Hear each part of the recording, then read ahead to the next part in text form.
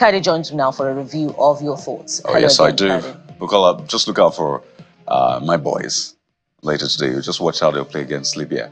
We're expecting a win, definitely, from the Super Eagles. So all eyes on that. But let's give you some other trending issues. And we'll begin with this gesture, as it should be, from the Nigeria police. But the backstory is policemen from different parts of the country went on special duty for the Edo governorship election.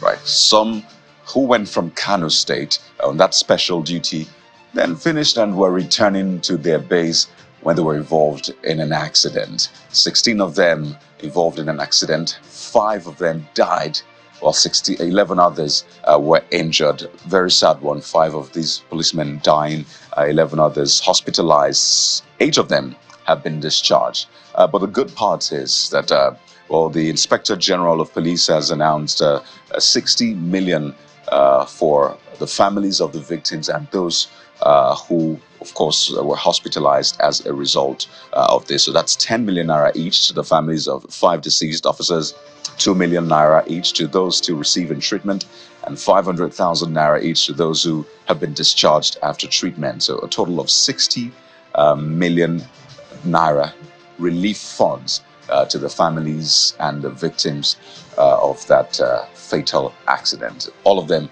police, I should say. So this is the downside of the work they do protecting the nation. So just to bring you up to speed on the outcome of that event, or at least the update, perhaps some sort of closure for the families and the victims of that accident. Well, a sad story, and we hope that as reporters, we get to read less and less of such stories, but all of the other challenges that need to be addressed, such that we read less of such stories, including building infrastructure, safety on our roads, should be addressed. Oh, yes. So there's a lot, as we said, playing out in the People's Democratic Party, PDP, with the flurry of suspensions. Well, 2 suspensions, 2 step-asides. But hey, stepping aside also implies some sort of suspension. The suspension of the acting national chairman, Ambassador Damakum, the national secretary, Senator Ayawu, the publicity secretary, that's Honorable Debo Lugwangba, and the national legal advisor. So quite a lot happening there. But let's get into the trends. We'll bring you more on that in the coming minutes. The first one is from the FRSC. Now, yesterday, the FRSC was trending because of a bill which is said to contain a provision that might make provision for a special group within the FRSC to carry arms. But the flip side of this is that the FRSC is urging Nigerians to embrace the use of bicycles for movement from one place to another. It's a no-brainer, right? Aren't you going to get there eventually? I thought we actually got there. Get there already, So, right? Okay. Well, maybe it's quite outrageous for some of us, using bicycles. Okay. Avocado has the first comment. A bicycle should be for sport and exercise and not for mobility. Well, let's continue. Because some eventually have to travel on trunk A roads, on trunk B roads, where bicycles are not particularly proper for transportation. So not everyone can use a bicycle. Okay, not everyone. Not everyone. But the user says it's meant to be for sporting exercise and not for mobility, but of course not. You see, even here in Nigeria, people who actually ride bicycles to work, not, of course, not the... Within the neighborhood, you can ride a bike 500 meters to the market, to the gym, but not to far distances. You should be able to if you're well protected. But hey, Okay.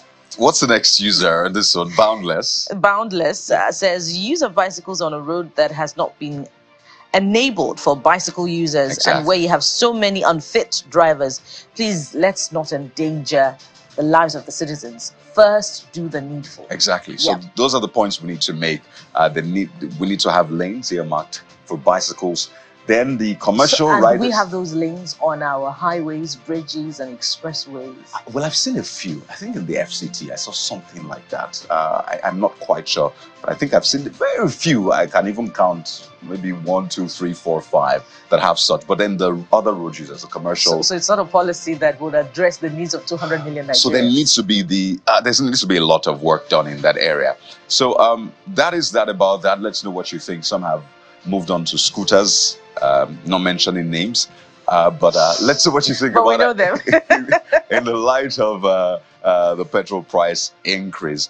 But let's move on to another trend. And Kadi, it seems that this is not going on away anytime soon. We had Right. had cause to talk about it sometime a few days or a week ago or so, and it's back again as customers of a particular bank are demanding that service be rendered to them, and there seems now to be a rush to that bank, according to reports, for withdrawal of their monies. And so this is the report, pandemonium as customers storm a bank to demand their money. And the first person writing in is Jet Daniel, who says, these customers can sue for damages because their monies have been held for a week and their businesses and other things would have been affected. And they call on the bank to accept their loss and compensate these customers heavily because, according to this writer, it's not funny.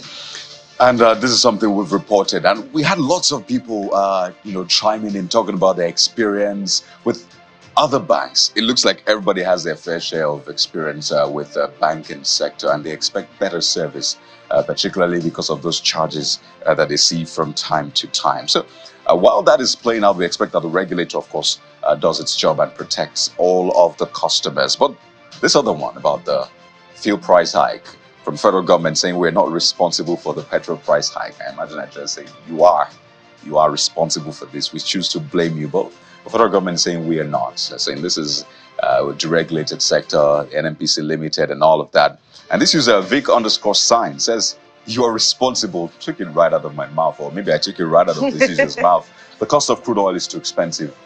Okay, I imagine you're saying petrol is too expensive due to our value of currency. Dangote buys crude oil to produce before he sells a profit, so it still comes down to the government fault. So I think he's still meant to say crude oil.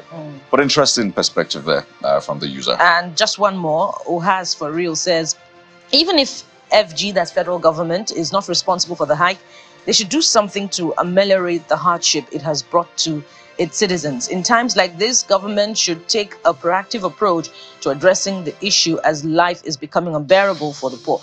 And so they say that the sector has been deregulated and that prices are determined according to the vagaries of the international market and all of that. But some lawyers are also saying, look, according to the PIA Act, prices should not be deregulated, that there should be some form of regulation. So perhaps we need an interpretation of the PIA Act as far as price of petrol is concerned. But governments all over the world, intervene in critical sectors, and this is not an exception. This is one, absolutely. So there you go. A lot more coming your way on the show this morning. Just the tip of the iceberg, as I say. So keep your comments coming in, #CTV and let us know what you think about the issues, and then we'll, of course, reflect your thoughts on the program. But we'll take a moment now. And we'll start with something that affects you very, very, to a large extent, local government administration, as far as policy is concerned, and that July 11 ruling of the Supreme Court ordering transfer of funds to local government accounts directly. How will it be implemented? It's a conversation that you should be a part of. So join us after this break.